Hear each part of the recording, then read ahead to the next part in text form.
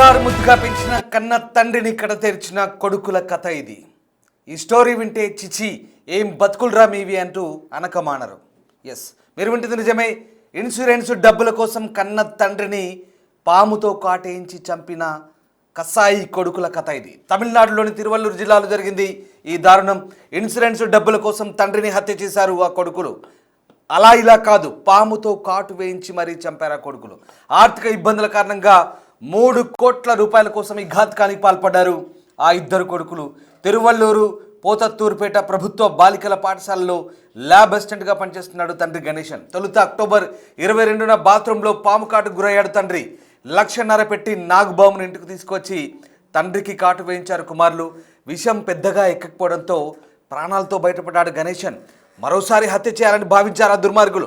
నిద్రపోతున్న తండ్రి మెడపై పాముతో బలవంతంగా కాటేయించారు ఈ కసాయి కొడుకులు. విషం చిమ్మారు. ఇన్సూరెన్స్ డబ్బుల కోసం సహజ మరణంగా చిత్రీకరించే ప్రయత్నం చేశారు. బీమా డబ్బుల కోసం ఇన్సూరెన్స్ సంస్థకు కొడుకులు దరఖాస్తు పెట్టుకున్నారు.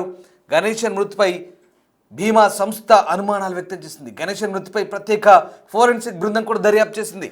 ఈ ఘటనపై కేసు నమోదు చేసి 6గురిని అరెస్ట్ చేశారు. ఉత్తర జోన్ ఐజీ ఆస్ట్రాగాడ్కు ఫిర్యాదు చేశారు. దీంతో ఈ కసాయి కొడుకుల వ్యవహారం బయటపడింది. ఈ దుర్మార్గం తమిళనాడులో చోటు చేసుకుంది. ఈ స్టోరీ అంతా విన్నాక చిచి ఏం కొడుకులరా మీరు, బీమా సొమ్ము కోసం ఇంతలా తెగిస్తారా, ప్రేమతో పెంచిన చేతులే ప్రాణాలు తీశాయంటే నమ్ముతారన్నట్టుగా ఉంది పరిస్థితి. కన్న తండ్రినే కడతీర్చిన వైనం తమిళనాడులో చోటు చేసుకుంది. చాలా దారుణమైన ఘటన, చెప్పడానికి వినడానికే బాధాకరమైన ఘటన ఇది.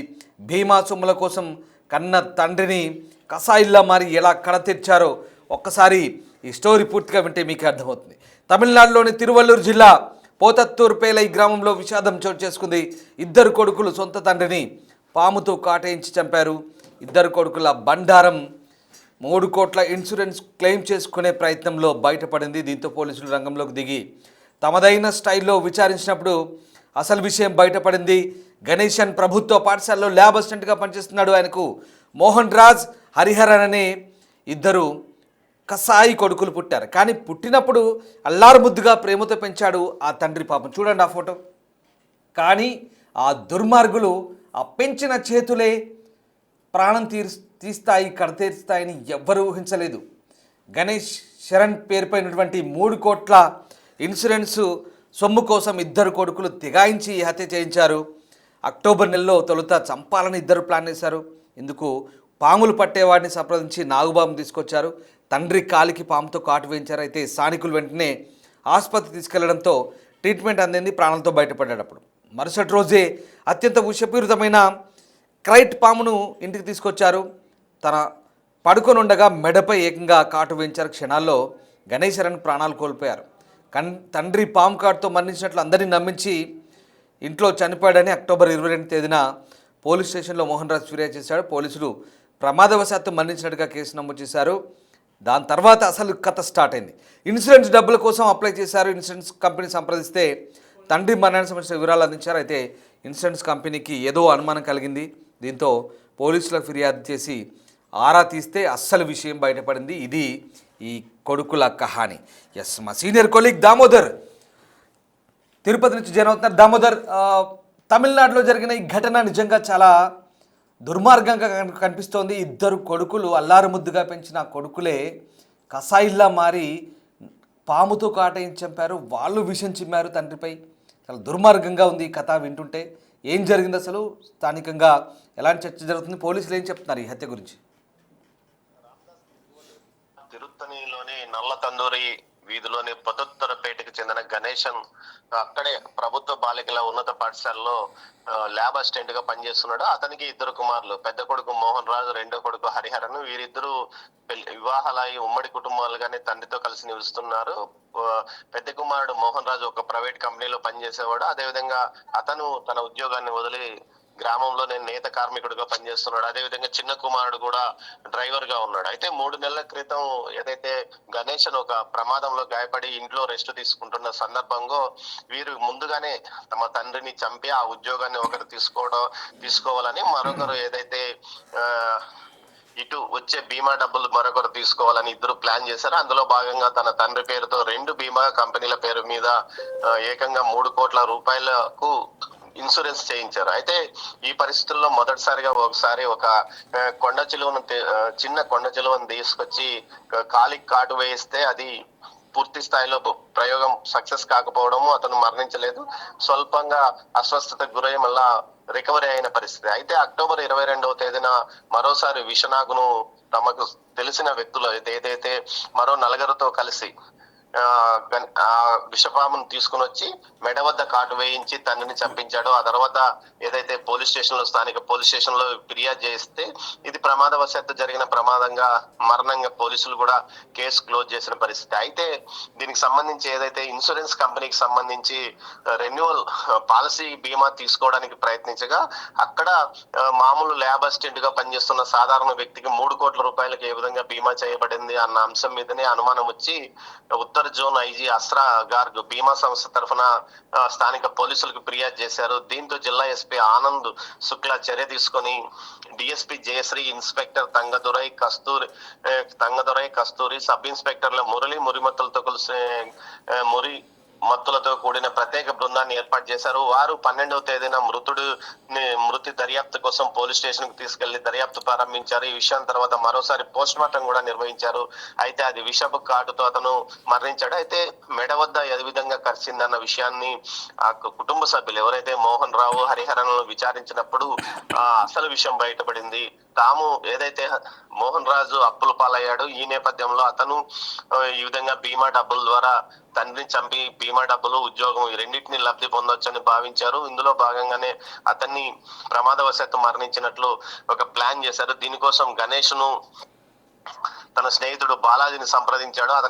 అతని సాయంతో ప్రశాంత్, అతని భార్య తండ్రి దినకరన్ మనువురు ప్రాంతంలో ఒక నాగుబామును పట్టుకొని వచ్చి దాన్ని సంచిలో వేసి గణేష్ ఇంటికి తీసుకొచ్చారు. గాఢ నిద్రలో ఉన్న గణేష్ మెడపై 3 సార్లు పాము కాటు వేయించారు. ఆ తర్వాత కానీ ఇక్కడ దామోదర్ ఈ ఇన్సూరెన్స్ కంపెనీకి ఎలా డౌట్ వచ్చింది, దీన్ని ఎట్లా ఫైండ్ అవుట్ చేశారు, ఎట్లా ట్రేస్ అవుట్ చేశారు? నిజంగా ఈ ఘటనకు సంబంధించి నిజంగా చాలా బాధాకరంగా అనిపిస్తుంది.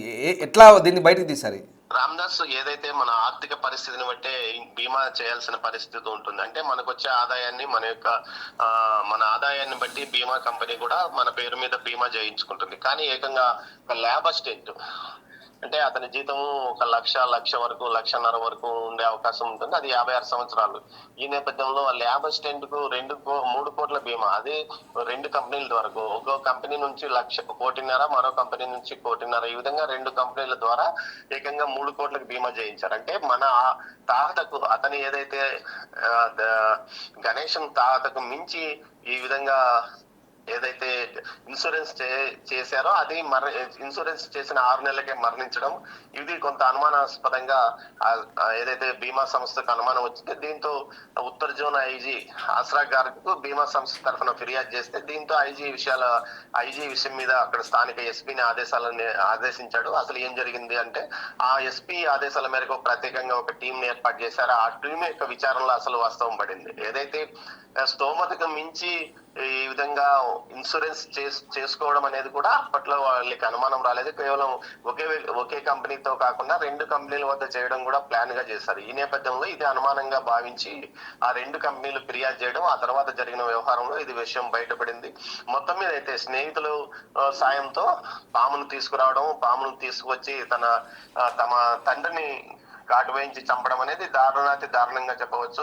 అయితే ఈ బీమా కంపెనీ యొక్క అనుమానమే అసలు విషయాన్ని బయటికి బీమా కంపెనీ అనుమానంతోనే అసలు విషయం బయటపడింది. మొత్తం మీద 3 కోట్ల విలువైన 4 పాలసీలు, అంటే 75 లక్షలకు ఒక్కో పాలసీ తీసుకున్నట్లు సమాచారం. దీంతో బీమా కంపెనీకి అనుమానం రావడం, ఆ అనుమానంతోనే అసలు విషయం వాస్తవం బయటపడింది. ప్రస్తుతం వీరంతా కటకటాలలో ఉన్నారు. మొత్తం మీద ఈ కేసుకు సంబంధించి పూర్తి స్థాయిలో అటు దర్యాప్తు చేసిన ఆ బృందాన్ని అటు ఎస్పీతో పాటు ఐజీ ప్రశంసించారు. మొత్తం మీద అయితే వీరు ప్రస్తుతం కటకటాల్లో ఉన్నారు. గ్రామీణ నేపథ్యం ఏదైతే తిరుపతికి సుమారు ఒక 80 కిలోమీటర్ల దూరంలో తమిళనాడు బార్డర్ లో ఉన్న తిరుత్తూరులోని ఈ ఘటన చోటు చేసుకోవడం విశేషము.